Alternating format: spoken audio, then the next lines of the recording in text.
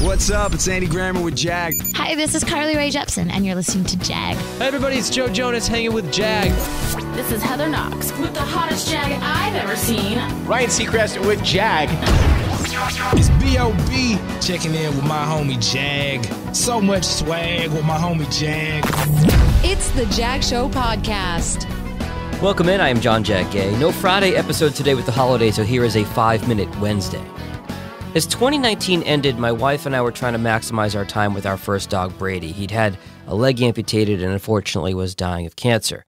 We were extremely lucky to have him as long as we did, and he wasn't suffering.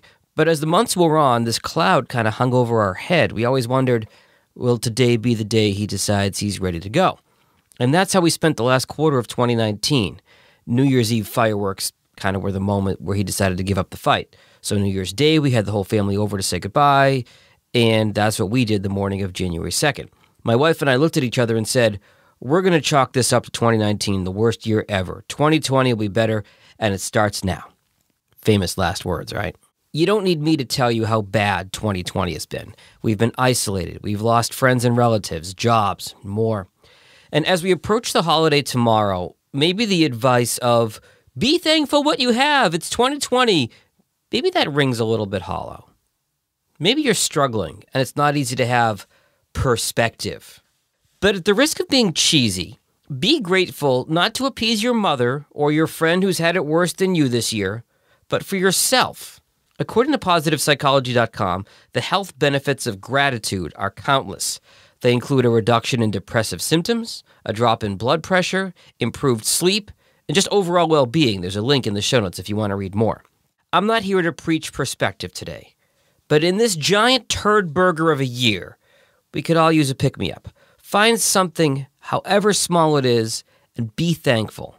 Not for anyone else's sake, but for your own physical and mental health. With that in mind, if you'll indulge me for a moment, I'm thankful, of course, for my health, my business, and the fact that my wife and I are both still working. And of course, I'm thankful for her. We've been here together all day, every day, in our small house for the last 8 months. And here's the thing, we still like each other. In fact, it's kind of been the running joke. I really can't think of another person on the planet I could have been confined with for this long and still genuinely like. And we're almost through our big pandemic project. 220 episodes of the Hawaii Five-0 reboot down, only 30 to go, because you gotta have goals. Also, I'm thankful for our new dog, Jules. She's the sweetest thing ever, shows pure love.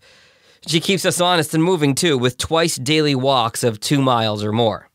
This year in particular, I'm also grateful for all things podcasting. The ability to record safely and remotely, some amazing clients, both new and established, you know who you are, and the fact that after leaving a career I knew for almost 2 decades, I was able to find my new passion in the field. I'm also thankful for my peers in podcasting and podcast editing. There's Steve Stewart's Podcast Editors Club on Facebook, editing courses from Carrie Caulfield, Eric, Tom Kelly, and Tanner Campbell, and of course my monthly meetup with Catherine O'Brien in Baton Rouge, Johnny Peterson in Fort Worth, Matt Kundle in Winnipeg, and David Yaz in Boston. In fact, Johnny's podcast this morning about thankfulness, in part, inspired today's show. Also, I was listening to The Daily from the New York Times this morning, Wednesday. They profiled a food bank in New York City, and there was a woman who had fallen on hard times and was so thrilled to get cucumbers for salad and chocolate milk for her kids. Look, there's no doubt that 2020 has been anything but sunshine, puppies, and rainbows. But find something, anything, to be grateful for. As we prepare for a long winter, we have to take care of our mental health. So be thankful, not because someone told you to, but because it will help you. Happy Thanksgiving from my family to yours, and I'll talk to you next week. Later. Thanks for listening to the Jag Show Podcast. If you like what you heard, be sure to subscribe in Apple, Spotify, Google, or wherever you get your podcasts.